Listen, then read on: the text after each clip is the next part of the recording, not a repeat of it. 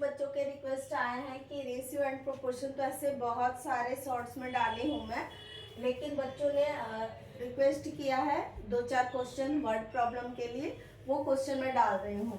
यहाँ पे क्वेश्चन लिखती हूँ ऑलरेडी। देखिए क्वेश्चन पढ़िए। If wages of 15 men's for 8 days are ₹60,000, how much would they receive for 14 days? यहाँ पे बता रहा है, यहाँ 15 मेन जो है, 15 मेन का यहाँ कोई रोल नहीं है। बच्चे कंफ्यूज हो रहे होंगे कि 15 मेन का मैम क्या करें। 15 मेन के बारे में बताया है कि 15 आदमी जो काम करते हैं, 8 दिन काम करते हैं, 8 days काम करते हैं, तो उन्हें 60,000 रुपीज मिलता है। अगर वो 14 days वर्क करेंगे तो कितने रुपए मिलेंगे? तो यहाँ नंबर ऑफ डेज अगर इंक्रीज होगा तो पैसा भी ज्यादा मिलेगा। हम जितना काम करेंगे उतना पैसा मिलेगा, मतलब डायरेक्ट प्रोपोर्शन में है। ये कैसे करना है? सबसे सिंपल ये जो है यूनिटरी मेथड में थोड़ा आपको डिवाइड करके फिर मल्टीप्लाई करके और स्टेटमेंट भी लिखना पड़ता है, लेकिन ये बॉक्स वाला मेथड सबसे अच्छा होता है। आप एक बॉक्स बना लो, यहाँ पे लिख दो number of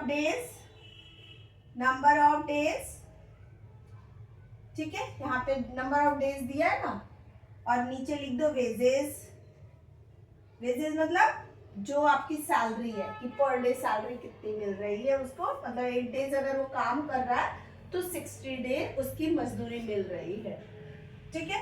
number of days क्या है? 8, तो कितना पैसा मिल रहा है? 60,000, ठीक है। नंबर ऑफ डेज क्या है? 14, कितना पैसा मिल रहा है? नहीं पता, वही निकालना है हमें। तो जब भी दोनों क्वांटिटीज इंक्रीज होती है, अब नंबर ऑफ डेज बढ़ेगा तो पैसा भी ज्यादा मिलेगा, तो उस कंडीशन में आपको क्रॉस मल्टीप्लिकेशन करना है। 8 multiply x equal to 14 multiply 60,000, ठीक है। x equal to 14 multiply 60,000 upon 8, divide कर दो बच्चों। 2 4 जा 8, 30,000, 4 से डिवाइड कर दो, 4 7 जा 28, 4 5 जा 20, 2 0, मल्टीप्लाई कर दो 75 और 14 में मल्टीप्लाई कर दो, 4 5 जा 20, 7 4 जा 28, 29 30, 1 5 जा 5, 1 7 जा 7, 0 5 7 3 10, 1 0 5 0, और कितने जीरो और एक्स्ट्रा में है हमारे पास? 2। कितना पैसा हो गया बच्चों? 1,05,000। अगर वो 14 days 15 मेन वर्क करते हैं तो उन्हें मिलेगा 1,05,000। इस तरह से एक क्वेश्चन होगा, इसमें 15 का कोई रोल नहीं है, ठीक। ये क्वेश्चन नंबर आपका हो गया। एक और क्वेश्चन है, एक और क्वेश्चन का रिक्वेस्ट भेजा गया है, इसे मैं मिटा रही हूँ।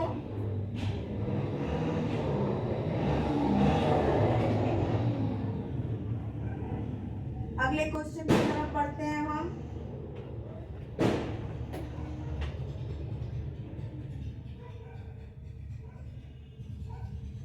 मिटाने में टाइम लग रहा है बच्चों।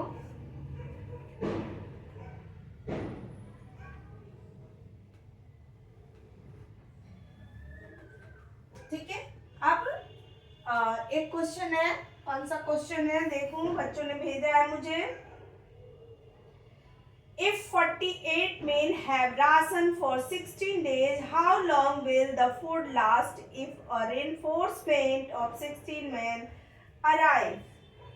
ठीक है बच्चों, ये क्वेश्चन मैं लिख देती हूँ। क्वेश्चन नंबर 2, क्या है क्वेश्चन, देख के लिखती हूँ मैं question. If 48 men have ration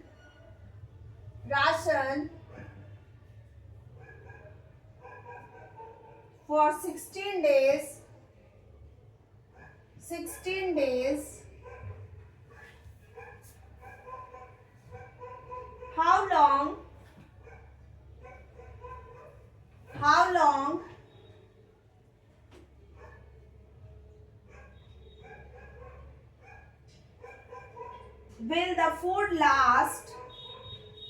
will the food last if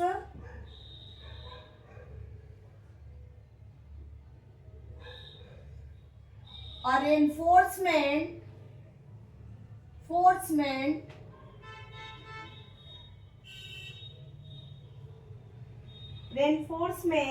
of 16 men arrived.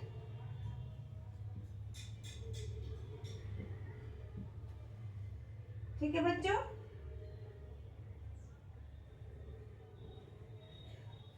क्या हमारा क्वेश्चन है। क्वेश्चन को ध्यान से पढ़ेंगे कि क्या लिख रहा है। 48 मेन है, मान लो एक पार्टी की तैयारी की गई, 48 आदमी आने वाले हैं, ठीक है। तो वो खाना जो है, इतना खाना है हमारे पास, 48 गेस्ट अगर आ रहे हैं तो इतना खाना है कि 16 डेज तक हम उनको खिला सके, ठीक है। लेकिन क्या हुआ कि 16 मेन और आ गए, 16 आदमी और आ गए आपके घर, ठीक है। शादी है, शादी में सोचो कि 16 आदमी और आ गए, तो वो खाना कितने दिन चलेगा। बच्चे कंफ्यूज होते हैं ना, मैम डायरेक्ट प्रोपोर्शन करे मतलब क्रॉस मल्टीप्लिकेशन करे या ऊपर नीचे मल्टीप्लाई करे, इनवर्स है या डायरेक्ट है ये। तो डायरेक्ट में क्या होता है कि दोनों क्वांटिटी बढ़ती है। जैसे पहले वाले में क्या था कि नंबर ऑफ डेज बढ़ा तो पैसा भी ज्यादा मिलेगा, दोनों चीज बढ़ गया। यहाँ आप क्या देख रहे हो कि 48 आदमी है तो 16 दिन खाना चलता है, ठीक है। और 16 आदमी और आ गए, मतलब ज्यादा लोग हो जाएंगे तो खाना जल्दी खत्म हो जाएगा, मतलब आदमियों की संख्या बढ़ी तो नंबर ऑफ डेज कम हो जाएगा, खाना जल्दी खत्म हो जाएगा।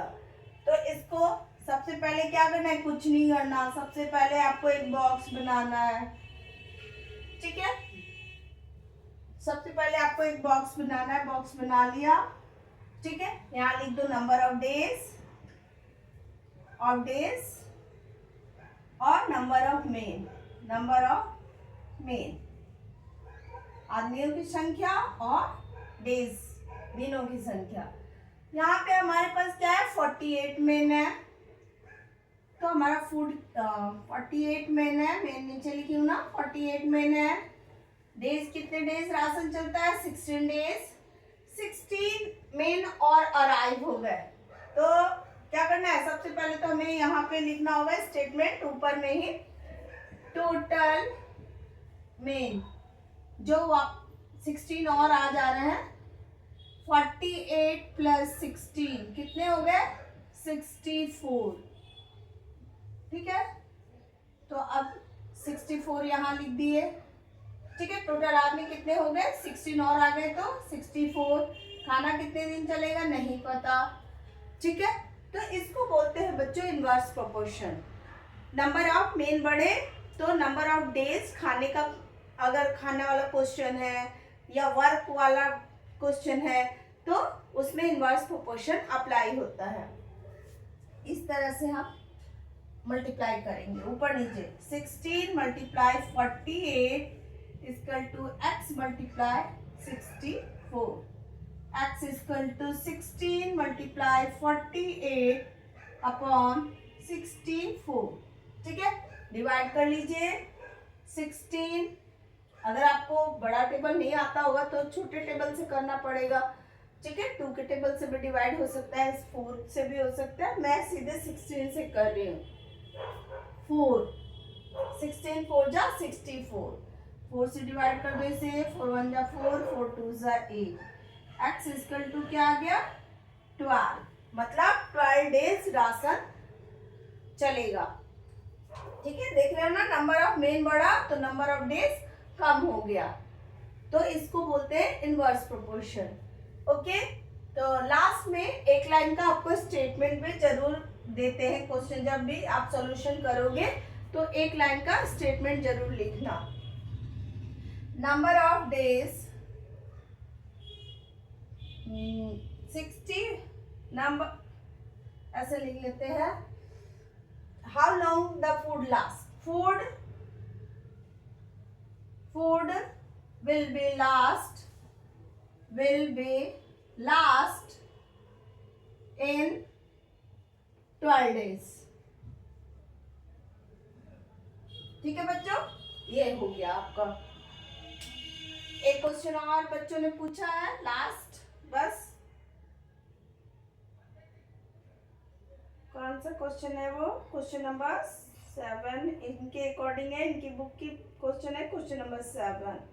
सेम वही है कि 50 men, how long will 50 men take to do the same job that 40 men do in 25 days। 40 men जो है 25 डेज में वर्क कंप्लीट करते हैं, तो 50 मेन रहेंगे तो वो जॉब कितने दिन में कंप्लीट कर लेंगे। मान लो आपको एक चार्ट पेपर दे रही हूँ बनाने के लिए, मैंने 2 बच्चों को लगा दिया तो वो 4 दिन में काम करते हैं। मैंने बोला कि काम मुझे जल्दी चाहिए, मैंने 4 बच्चों को लगा दिया तो वो काम कितने दिन में पूरा होगा, जल्दी पूरा हो जाएगा जब बच्चे ज़्यादा हो जाएंगे तो वही सेम क्वेश्चन है। ये क्वेश्चन हो गया होगा आपका, नोट कर लीजिए, मिटाने जा रही हूं मैं। ठीक है,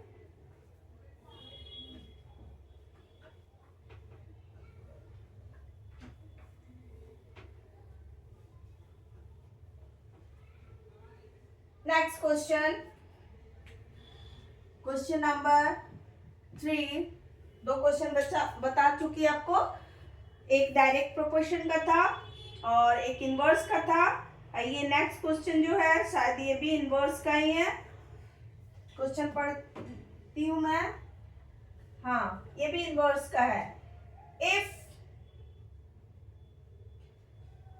how long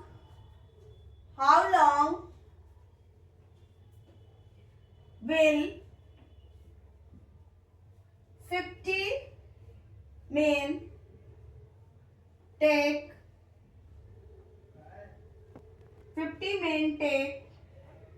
to do same job that 40 men